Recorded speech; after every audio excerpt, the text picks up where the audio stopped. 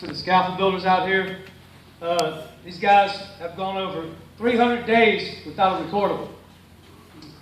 And building and erecting the scaffolding for the tower out there. Erecting the scaffold up for the tower out there, they handled well over 11,000 pieces of material without one dropped object, guys. That's phenomenal.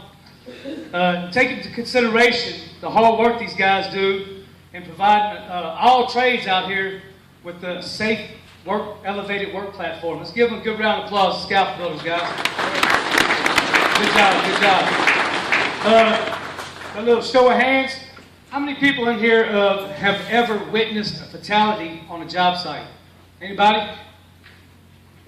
It's not something that goes away. It's not something we easily forget. I want to share my story with you guys. In '98, I had my first foreman job. Had a crew. We were working on top of a cooling tower, and we were removing the boards that were placed for them to work on the fans up top. They had removed the panels. And I had lined up my crew, and I left for a while. When I come back, they were still working. Well, one of the guys in there, 22-year-old man, was working, and he wasn't tied off. I'd done the same thing 100 times myself. He knew I had. And I looked at him, and the thought ran through my mind, hey, tell him to tie off. Tell him to tie off. Nah, I don't want to sound too bossy. I don't want to be Mr. Know-It-All. And sure enough, not even a minute later, after that thought ran through my mind, the guy fell 45 foot. He died. It was a fatality. I had the opportunity to speak up that morning, and I didn't. I could have saved his life. He fell 45 foot and died. He had a 4-month-old baby at home, his wife and a 4-month-old baby that he didn't make it home to that day. So I lived with the thought that, hey, I could have saved that man's life that day had I spoken up. Had I intervened, I could have saved his life. I want to share a poem with y'all.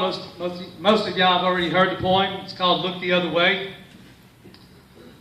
It goes, I could have saved a life that day, but I chose to look the other way. It wasn't that I didn't care. I had the time, and I was there. But I didn't want to seem a fool or argue over a safety rule. I knew he'd done the job before. If I spoke up, he might get sore. The chances didn't seem that bad. I'd done the same.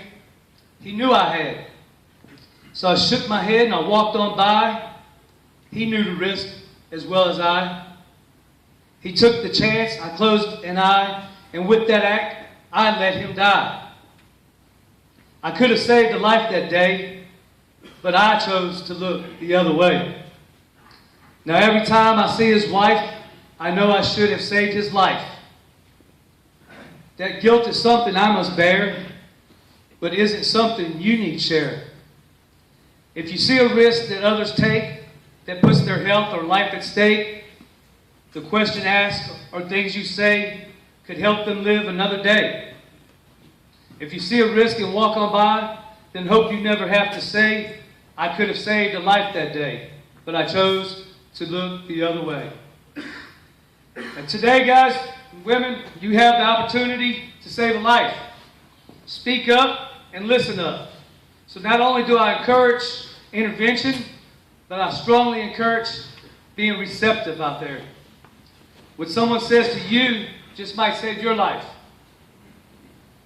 No matter who we work for out here, be Hess, TIC, Kiewit, Firmanite, Empire, MMR, whoever it be, we're all one team and one family out here. We're all working towards one goal: finish this job safely. So let's work in unity. Let's work in unity today, help each other out, watch each other's back, buddy up. So touch the person next to you and say, I want to help you win the day.